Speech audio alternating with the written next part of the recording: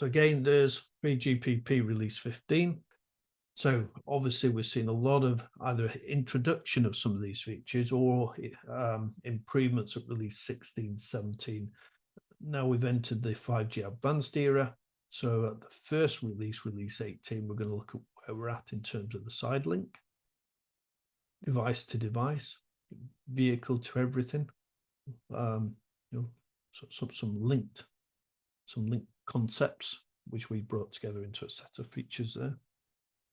We could look at things like location services and positioning. Now, I'm not going to look at that in detail on this webinar, but there have been improvements, even at release 18, to positioning, the accuracy of knowing where something is. So if you're trying to support factory automation and you want to know where a particular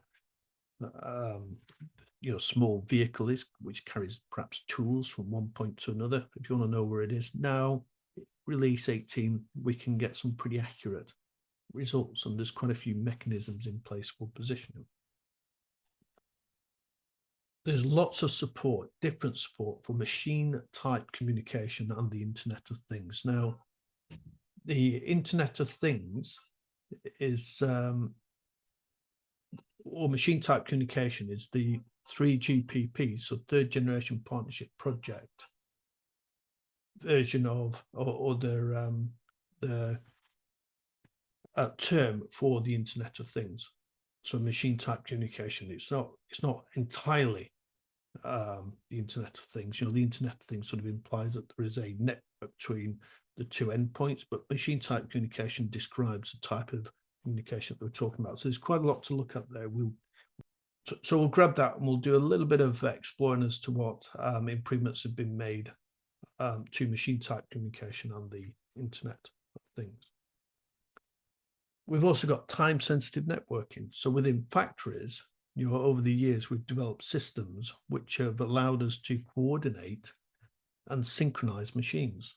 And suddenly in 5G, we've now got that available to us. So we've got all the benefits of wireless access, but we've also added the benefits of really tight time synchronization. Support for ultra reliability and low latency. Now we will look at a couple of options there, a couple of things. We'll look at that specifically, but you'll see as we look at a lot of the other, or a few of the other features, we will talk about reliability quite a bit. Private networks. So a lot of work has been done on private networks at release 16 and 17, not so much as we move into the 5G advanced era yet, but we're expecting developments on that as we move through release 19 and 20.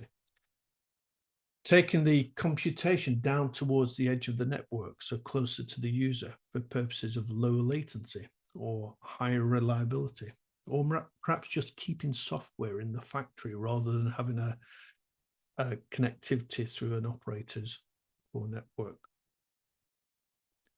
Satellites, non-terrestrial networks. We'll do some work on that in the next section. Multicast and broadcast services, not really part of 5G in the initial deployments, but has been introduced in the later releases. Artificial intelligence, I think as we move into the 5G advanced era, no presentation will be complete without that. And then finally, extended reality and the media services, i.e. the metaverse or towards the metaverse. So lots of things to look at.